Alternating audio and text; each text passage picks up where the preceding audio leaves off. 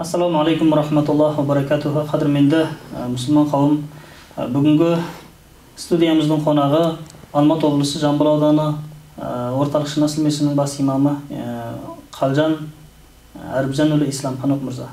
Аға, бүгінгі студиямызға қош келдіңіз. Қош көрдік, машалла. Бүгін өзіңізбен аға мынау енді дінімізде болсын, халқымыздың әдеби ақылақ мұралында болсын, жалған айтудың зардабының өте қиын екенін әрі маңызды ауыр екендігін білеміз. Бірақ тағы бір мәселе көп мұсылмандар арасында ескерілмей жатады. Ол пайғамбарымыздың атынан жалған сөйлеу. Мысалға пайғамбарымыз саллаллаху алейхи уассалам айтпаған сөзді айтты деу. Осы тұрғысынан мұсылман қауымға бір кемелді бір тұжырымды сұхбат бергенсеңіз. Бисмиллахиррахманиррахим. Альхамдулилlah. Ассаламу алейкум рахматуллаху баракатуху. Бірінші рахмет студияға шақырғандарыңызға. Біріншіден Пайғамбар саллаллаху алейхи вассалам хадисінде "Ман казаба мутамидан фалатабауах муқадаху минан нар" дейді. Кім менің атымнан мен айтпаған сөзді айтты деп айтатын болса, ол кісі өзінің орнын тозақтан дайындабасын деген. Демек, бұл хадис бұл ғылым. Хадис деген бұл дін. Ал діннің артынан пайғамбар айтты деп жалған сөз айту, ол қаншалық ауыр екені осы жерде байқалып отыр. Енді қараңыз, Хазіреті Омар радиаллаху анхудың заманында болған бір оқиға бар. Хазіреті Омардың үйіне Абу Муса әл-Ашғари есікті қағады. Есікті қаққан кезде Омар радиаллаху анху шұғылданып жатқан бір іспен есікті ашпайды.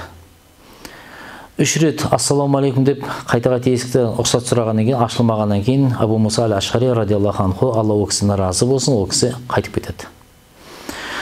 Осыдан кейін Хазіреті Омар радиаллаху анху халифа кезінде ол кісі келген адамдарды бір қандай мәселе болса, соны білмегенше ол кісі жаңағы көңілі жай таппайтын еді.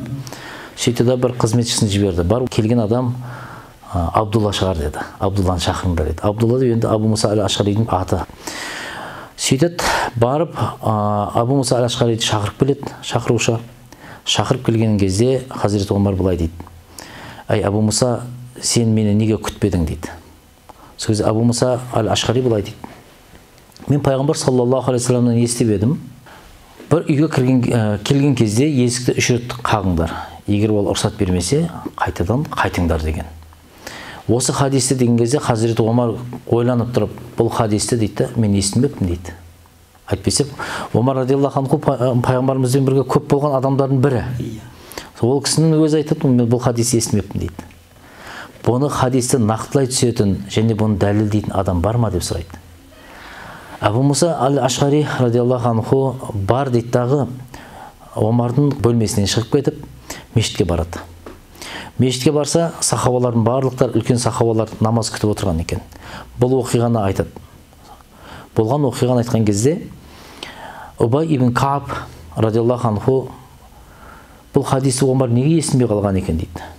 Бұл енді ақсақалдарды, үлкен кісілерді, әулиелердің қажеті жоқ. Бұған жастардың өздері бұл хадисті біледі дейді. Абу Саид әл-Худриді куәлікке жіберіңдер дейді.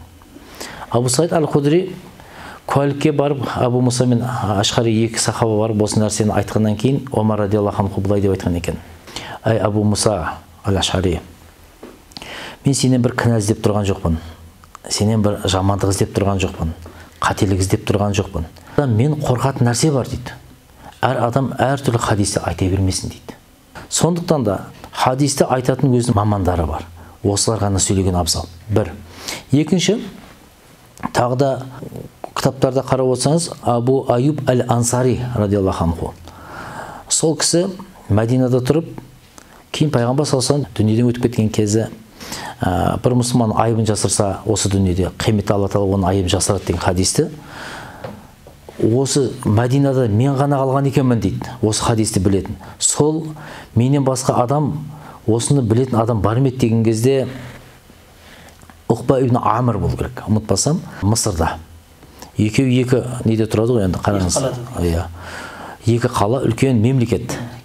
Сол мемлекетке бір ай жүріп, осы Ибн Амрға барады. Екеуі құшақтасып болғаннан кейін қанша жол жүріп келіп, соған ал енді жағдайыңызды айтыңыз, келген шаруаңызды айт дегенде, менің келген шаруам әлгі хадисті айтады.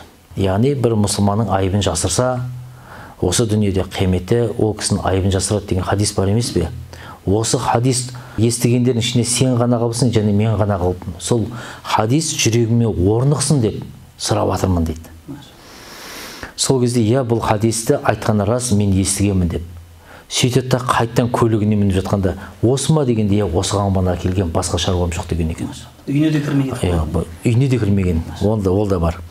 Демек, қарап отырсақ, Зубайр ибн Ауам, жәннатпен сүйіншілеген 10 сахабаның бірі, соның баласы Зубайр ибн Ауамға келіп айтады: әке, осы неге сіз хадисті руайт етпейсіз дейді.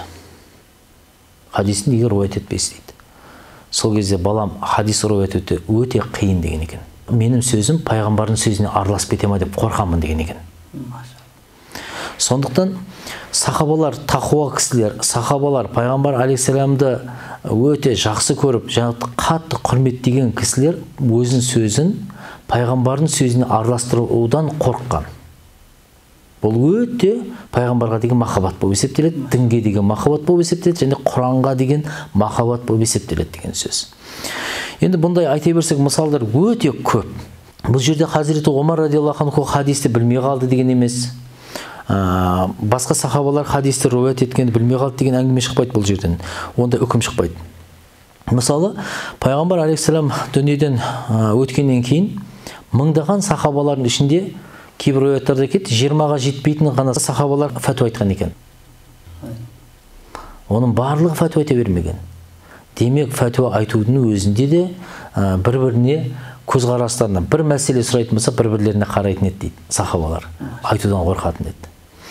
Енді сонда бір қазір кейінгі ғасырлардың куәсі болып келе жатырмыз. Енді ел арасында жүргесін, Құдай тамақтарда жүргеннен кейін кейбір кісілер микрофонды алып тұрып, осы мәселені айтып қалады. Пайғамбар мынандай деп айтыпты, пайғамбар былай деп айтты дейді. Бұл негізі өте ауыр сөз. Жалпы шариғат үкімі бойынша айтпаған әңгімені айтты деудің өзі де ауыр сөз. Пайғамбар енді бұл жерде бүкіл діннің басындағы, ислам дінінің басындағы ең кемеңгер, ең асыл тәжісіне сөз деу, былай қойғанда қарапайым мұсылманға да артынан сөз айту ондай ауыр сөз болып есептеледі. Машалла, керемет, жақсы түйіндеп бердіңіз. Пайғамбарымыз саллаллаху алейхи уассаламның заманында пайғамбарымыздың көзін көрген сахабалардың өзі пайғамбарымыздың хадисін жеткізуде өзімнің сөзім қосылып кете ме деп қорқып жатқан болса, бүгінгі күндегі пайғамбарымызды көрмеген неше мың жыл кейін дүниеге келіп жатқан біздердің өзіміздің осы дінге пайғамбарымыз айтты деп айта беруіміздің өзі қаншалық ауыр күн екендігін жақсы түсіндіріп бердіңіз. Алла разы болсын. Сұхбатымызға келгеніңізге Алла екі дүние бақытын берсін. Қош көрдік. Рахмет.